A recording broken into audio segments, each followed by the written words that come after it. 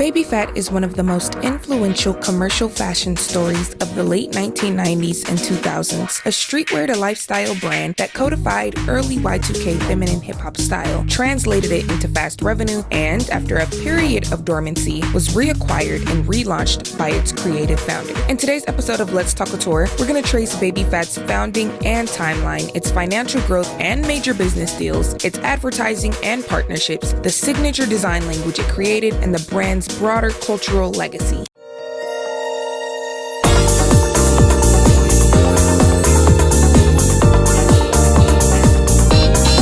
Baby Phat began in 1999 as the women's wear offshoot of Russell Simmons' Phat Farm. Kimora Lee Simmons, then married to Russell and working as a model, took on the role of creative director and shaped the label to speak directly to young women, especially women of color. The brand's first major public moment came with its runway debut at New York Fashion Week in 2000. Baby Phat shows quickly became celebrity-studded headline events. From a focused apparel line based on low-rise denim, rhinestone, emblazoned tees, and velour tracksuits, the label expanded into a full lifestyle, business, accessories, fragrances, footwear, and beauty before Kimora left the company in 2010 and later bought the brand back and relaunched it in 2019. The brand's signature visual and product vocabulary is immediately recognizable. The rhinestones curved cat logo, velour tracksuits, fitted low-rise jeans, cropped baby tees, faux fur accents, heavy embellishment, and an unapologetically glamorous palette. The brand married streetwear proportions and swagger with overt femininity, miniaturized and embellished versions of traditionally masculine street silhouettes, creating pieces that read simultaneously luxe and accessible. Baby Phat's promotional engine was built around celebrity visibility and the symbiosis of hip-hop culture and fashion. Rather than conventional high-fashion marketing alone, Baby Phat booked charting artists and A-list celebrities in front-row seats, turning shows into pop culture spectacles. Strategic product tie-ins, for example the Motorola Baby Phat phone sold through Bloomingdale's, broadened distribution and created multiple revenue streams. Post-relaunch, Kimora has leaned into social media collaborations, using her daughters as brand ambassadors to translate the archive into contemporary content and commerce. Baby Phat's commercial growth was unusually rapid. Early reporting places the brand at roughly $30 million in revenue only a couple years after launch and describes exponential growth into the hundreds of millions, contributing to a multi-hundred million or billion-dollar valuation for Phat fashions at the height of the craze. Baby Phat saw commercial success, and it was largely driven by licensing-based manufacturing models that allowed the brand to scale rapidly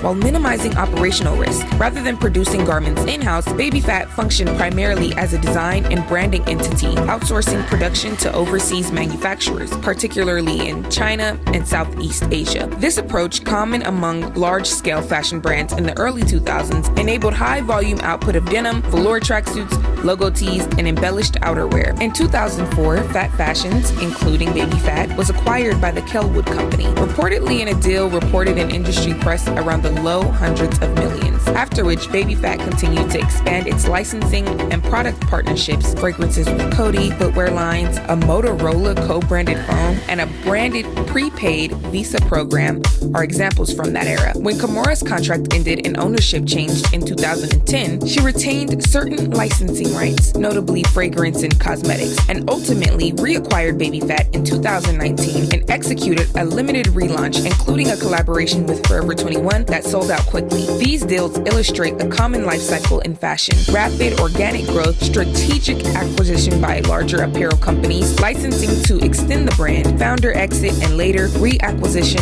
nostalgia-driven relaunch. Following the Kellwood Company's acquisition of Phat Fashions in 2004, Baby Phat benefited from more advanced global sourcing and supply chain efficiencies. Retail pricing was positioned as aspirational, yet attainable, reinforcing the brand's wide appeal. During its peak, Baby Phat products typically retailed for $30 to $50 for logo tees, $120 to $200 for velour tracksuits, $70 to $120 for denim, and up to $300 for statement outerwear, with fragrances and accessories priced even lower. These price points allowed the brand to dominate department stores and malls while cultivating a sense of accessible glamour rather than exclusivity. In comparison to contemporaries such as Rocawear, Baby Phat shared a similar business infrastructure, outsourced manufacturing, heavy licensing, and department store distribution, but differed sharply in market positioning and cultural focus. two tensions have colored Baby Phat's story. First, the brand's rapid commercialization raised questions. Then, as now, about authenticity and the co-option of subcultural styles for mass markets. Second, in the relaunch era, the challenge has been to balance nostalgia with contemporary concerns, sizing inclusivity, price accessibility, sustainability, and avoiding reductive or tokenizing representations. Baby Phat is a case study in cultural branding, a label that began as a targeted response to an underserved market and scaled into a multi-million-dollar lifestyle business by aligning product design, celebrity optics, and licensing. Its arc rapid growth, corporate acquisition, dormancy, and founder reacquisition shows the life cycle of culturally charged fashion IP in the modern retail era. Thank you for watching another episode of Let's Talk Couture. I have been your host, Kimora Lee. Stay tuned.